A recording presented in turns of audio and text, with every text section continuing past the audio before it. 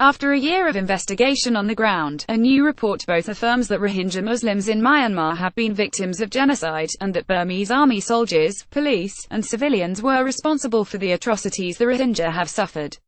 The report, published by the United States Holocaust Memorial Museum and the non-profit organization Fortify Rights, says close to 1 million Rohingya have been forced to flee their homes. The Rohingya have suffered attacks and systematic violations for decades, and the international community must not fail them now when their very existence in Myanmar is threatened, said Cameron Hudson, director of the Simon Skjut Center for the Prevention of Genocide at the U.S. Holocaust Memorial Museum.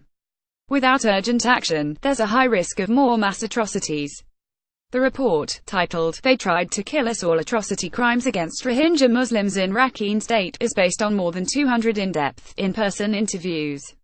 Fortify Rights, which investigates human rights violations in Southeast Asia, spoke with survivors and international aid workers along the Myanmar-Bangladesh border. "They tried to kill us all," said Muhammad Rafiq, 25 years old and the source of the title of the report. He's from Min Gyi village in Mongdor Township, and he told investigators that in August, soldiers corralled villagers in a group and then opened fire on them. "There was nothing left," he said. "People were shot in the chest, stomach, legs, face, head, everywhere." The report documents widespread and systematic attacks on Rohingya civilians from October to December in 2016 and also from August 25, 2017 until the present. The beginning of the mass atrocities stemmed from an attack carried out by an unknown Rohingya militant group against Burmese police outposts in March and August of 2017. The militants were reportedly angry about the discriminatory treatment of Rohingya Muslims. These attacks prompted the Myanmar army to launch clearance operations, which the report describes as the military uses to describe ongoing multi-agency efforts to combat and apprehend Rohingya militants.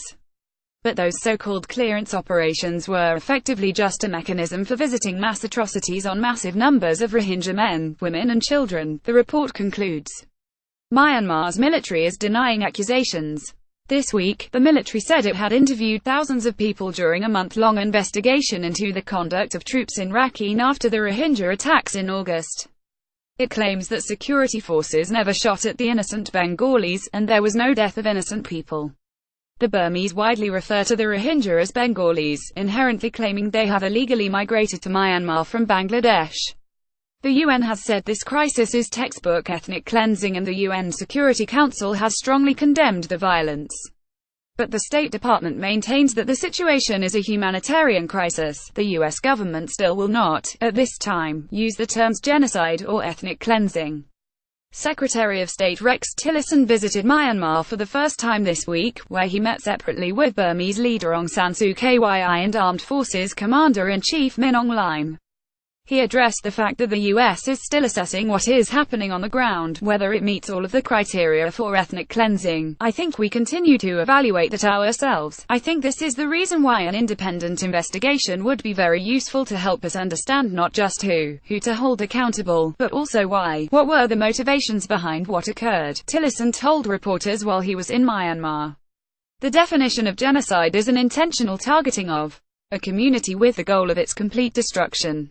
This report concludes that this is the case in Myanmar. The facts laid out in this report demonstrate that state security forces targeted the Rohingya group with several of the enumerated acts in the law of genocide, the report says, and it characterized the situation on the ground as the fastest growing outflow of refugees from a country since the Rwandan genocide. The crimes catalogued on the ground include the killing by Burmese soldiers of men, women, and children in cruel and graphic ways.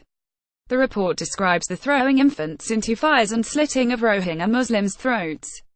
Investigators also documented cases of mass rape and gang rape. "These crimes won't end on their own," said Matthew Smith, the CEO of Fortify Rights.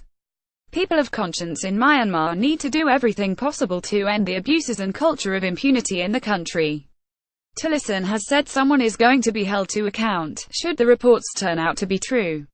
The State Department would like to see the violence end, so that the Rohingya Muslims can return home. The deep-seated divide between the Myanmar government and the Rohingya, however, will not be easy to resolve. The country has long clamped down on the Rohingyas' freedoms, even affecting their marriage and childbirth. Further, the Rohingya Muslims have been denied legal citizenship by the majority Buddhist culture in Myanmar. Tillerson urged the Burmese government to follow through on its commitment to let refugees return, and he said that the US is pressing the Burmese government to implement the recommendations of the Advisory Commission on Rakhine State, including a transparent and fully voluntary path to citizenship that is considered credible by all stakeholders.